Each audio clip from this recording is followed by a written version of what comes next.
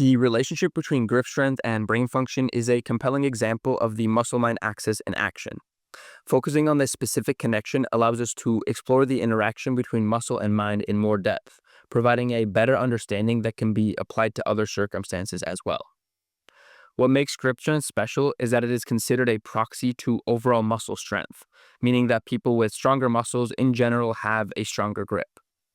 It also serves as a useful biomarker for the neurological system. Because of this, research often uses grip strength as a measure of overall physical fitness. It is just so easy and convenient to measure that it allows for faster and more widespread sampling for scientific studies.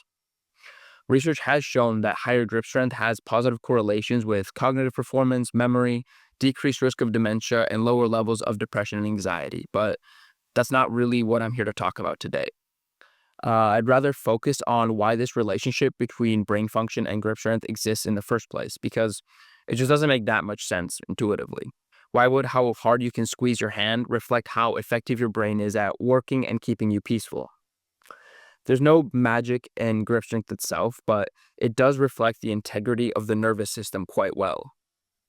The harder a person can grip compared to their previous self, the more coordination is required between the brain, spinal cord, and muscles. I say compared to the previous self because these positive benefits are relative to before and after, and not the innate strength that someone is just born with. Increased grip means that the chain of neural events is functioning at higher capacity. The better the pathway between brain and muscle functions, the more greased are the wheels of the entire neuromuscular system. This doesn't just mean strong grip. It also means faster and more reliable signal transmission between brain and muscles because of things like more practice and effective myelin sheaths, which speed up action potentials.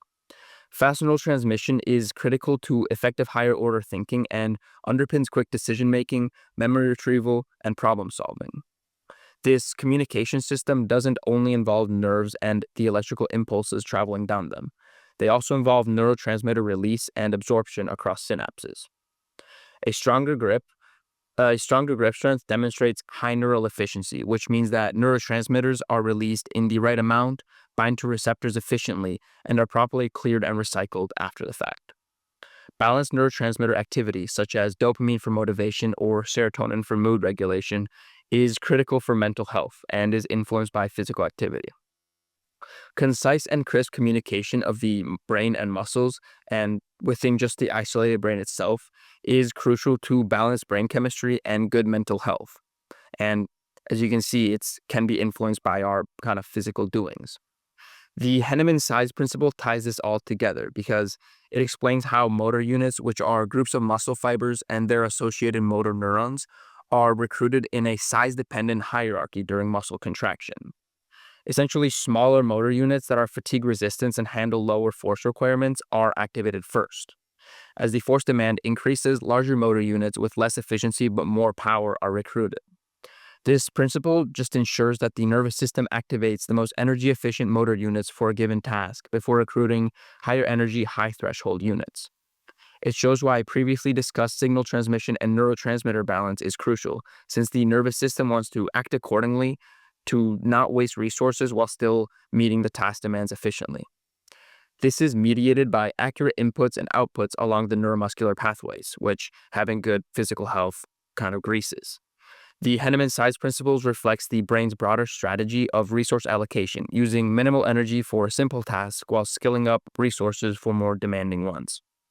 In grip strength tasks, small motor units dominate during low force contractions, like holding an apple, but as force demands increase, like hanging from a bar for a few minutes, the nervous system progressively recruits larger units. This progression reflects how the brain handles increasing loads by scaling up neural resources appropriately. Over time, physical training improves neural efficiency and kind of creates this feedback loop where physical strength gains enhance cognitive and mental health. I want to emphasize once again that grip strength is a good measure of fitness and health, but those things cannot be replicated just by training grip strength alone. It does not cause improved cognition independently. It's definitely not a bad thing to train grip strength, but we can't expect to shortcut all the factors that lead to strong grip strength being developed organically. However, grip strength does allow us to see a specific channel through which physical training benefits our minds and how that process occurs. It gives us a bit more, applicable evidence about the muscle-mind axis and how we can leverage it to improve mental health through movement and exercise.